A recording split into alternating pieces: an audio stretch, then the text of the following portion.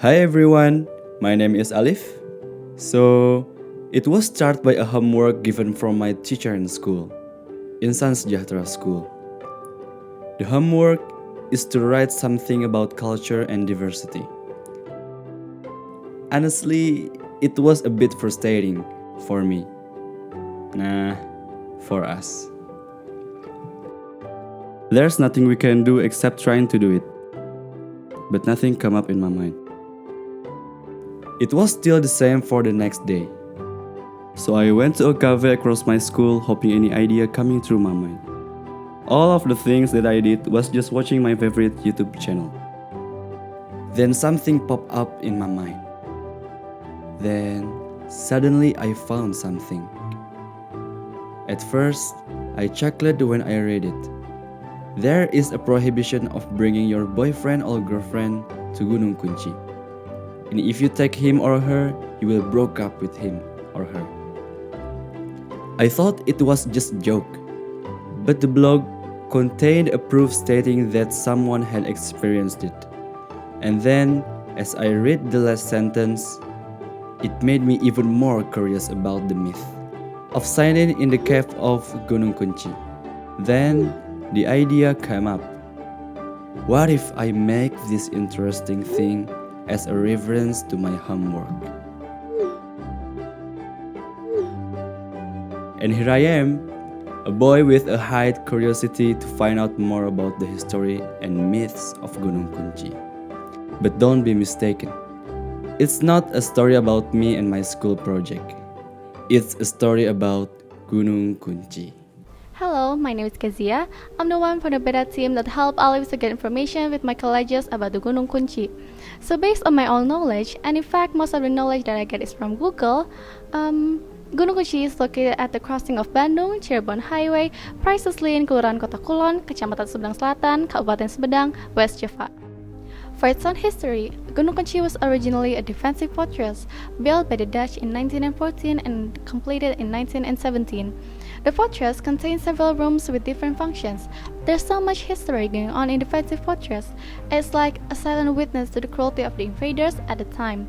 The fortress was originally built by the Dutch colonial forces, and later by the time the Nippon or the Japanese entered the dominion of the Nippon. Although it is called Gunung Kunci, it is not a mountain in general but a hill that has an area about 3.67 hectares. Initially, the area around the fortress was not much planted with trees as it is today. And then, after Indonesia's independence, pine trees began to be planted. Nowadays, Gunung Kunci is a tourist destination and one of the great forest parks that are in Sumedang. As for the facilities that can be by the tourists who visit the forest park, such as gazebo or sound terrace and enjoy the views around, parking lot, garden views, cafeteria, playground area for the kids. In addition to the facilities, there are also two famous myths about the Gunung Kunci. First is the sighting myth, and the second is the myth of forbidding people who are dating to enter the mountain for fear of breaking the relationship. But these two myths aren't necessarily true. They could be just word of mouth or just to scare people. But to be clearer, one of my teammates will explain further. She's already interviewed one of the people from Tauraski mountain surface who's a history expert of Gunung Kunci in Sumedang. Hello, I'm Nakesha. And a few days ago, my Alpha team and I had an interview with the Gunung Kunci tour guide. Since the first myth relates to mysticism, it must have been linked to the history of the place. So, does the name of Gunung Kunci have anything to do with the myth? Ya, kenapa disebut Gunung Kunci? Karena Gunung Kunci letaknya ada di tengah kota Sumedang, maka dinamakan kunci pertahanan Belanda waktu itu. Kunci pertahanan Belanda yang paling besar di Sumedang. Dan kalau ada menyusuri bentengnya sana, kalau dilihat dari atas itu menyerupai lubang kunci. Benteng yang mengelilinginya itu, dan apalagi nanti kalau musim hujan datang itu biasa banyak ditemui pohon kunci. Itu seperti itu. Yang pertama itu kunci pertahanan Belanda yang paling besar di sini merupakan kunci pertahanannya. Kedua, bentuk bentengnya menyerupai kunci, dan di musim penghujan banyak Tumbuhan kunci. Ya. And yeah, the answer is no. So why? Why are these myths talked about so often?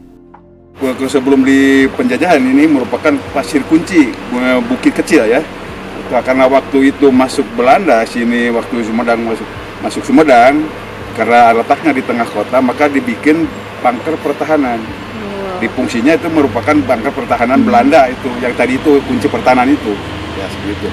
Dan untuk sekarang dipakai sebagai warisan, kan kata orang Sumedang itu merupakan harta karun orang Sumedang, itu merupakan, karena kalau dinilai dari nilai nominalnya itu tidak seberapa, tapi kalau nilai pengorbanan untuk tenaga Rodi sendiri banyak yang meninggal di sini. That time I was like, okay, that's interesting. Ini bangunannya dari dulu udah seperti ini? Ini bangunnya asli ini seperti ini. Kita di sini bukannya tidak mau untuk mendekor atau untuk membersihkan temboknya, karena catnya sendiri harus, kalau dari BPCB khusus sendiri harus asli. Kita sendiri, Bapak sendiri dari BPCB masuk sini dari tahun 99. 99 untuk mengelola situsnya doang. Berarti disahkannya juga udah lumayan lama. Iya, dari tahun 1977 itu. Situs untuk Gunung Kunci karena merupakan Tahura, Taman Hutan Raya, dikelola sama dua instansi, dari Kehutanan dan dari BPCB, Balai Pelestarian Cagar Budaya. Tapi untuk sekarang bukan BPCB lagi, BPK sekarang, Balai Pelestarian Kebudayaan, yang kantornya di Bandung, kalau dulu di Serang, Bandung. But in the end, there was no answer about the myth question anymore. At that time, I started to spark the guide a little, to respond to the myth solved by society. But then... Karena ada yang bilang di dalamnya itu banyak penampakan ya. Itu kan kita juga nggak setiap masuk kita ke sini ada penampakan, itu sewaktu-waktu ya. Kita tidak memungkiri, karena ini kan tempatnya dulunya tuh banyak yang korban di sini. Jadi sedikit banyaknya di sini ada juga yang menampakkan, tapi tidak ya setiap itu, dari sewaktu-waktu, paling-paling ya kalau kitanya lagi tuh ya itu. Untuk mitos sendiri itu kita ngacunya ke edukasi sejarah, edukasi bukan untuk ke mitos. Karena kalau mitos bukan ajang promosi ya, banyak yang takut. Karena di sini juga banyak YouTuber untuk mengupas mitosnya, tapi kita tutup karena di sini wisatanya. And for a moment, my team and I felt uncomfortable. Basically, our intention is not to make this place more and more considered a scary place, but rather we just want to find out the truth. We decided not to go any further in searching the Gunung Kunci about the first myth. And for the second myth, bohong. Justru di sini jodoh. Contohnya bukan orang lain, Bapak sendiri. Sampai mitos itu bahwa pasangan di sini suka putus, itu sampai ke Lampung, sampai ke Medan juga nyampe, Jakarta apalagi, tapi sebetulnya terbalik, itu biro jodoh. Iya, contohnya Bapak sendiri, Bapak dari sini, si istri dari orang Tasik, kebetulan lagi main di sini, kita ketemu, iya. Untuk mitosnya ke yang mitosnya ke suka di YouTube ada itu, sebetulnya buat Mungkin itu udah takdir aja kali ya, putus. And after that, we went into the cave and tried to explore it. But it was dark enough, and our cameras were not sufficient to document it in the dark. So we just photographed a few places that were sufficient in terms of illumination. Alright, hello.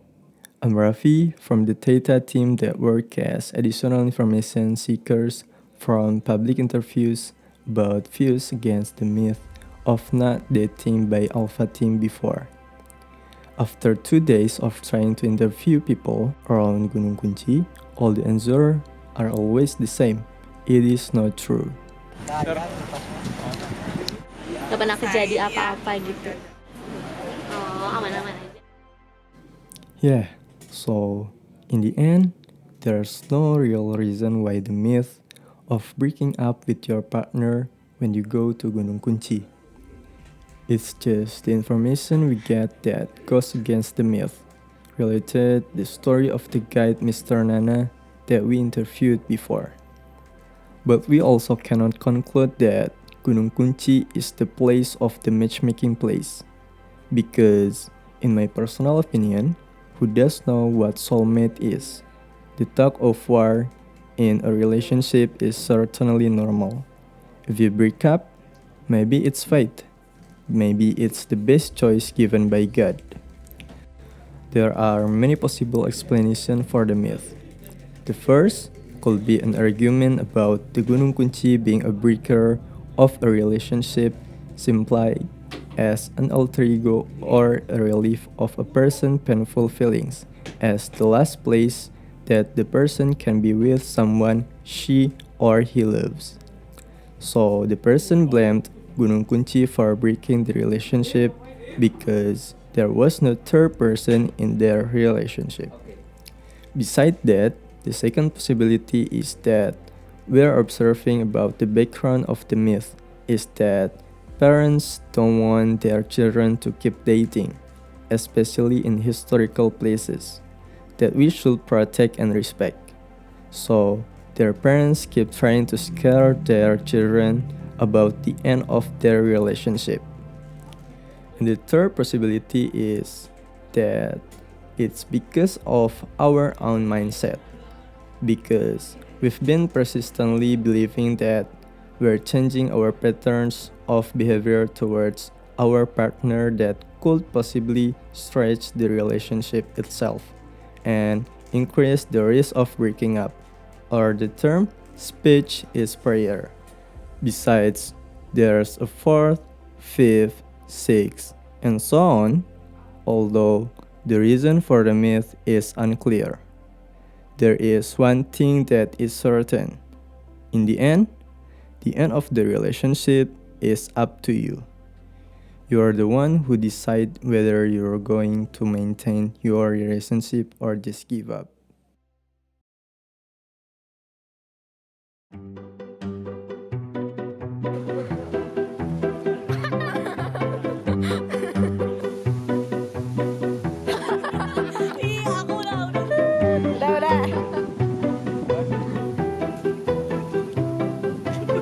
Tangannya kesapuin. The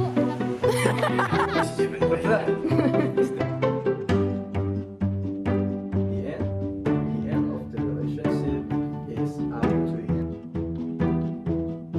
Surface, who's a history expert of Gunung Kunci in Sumedang.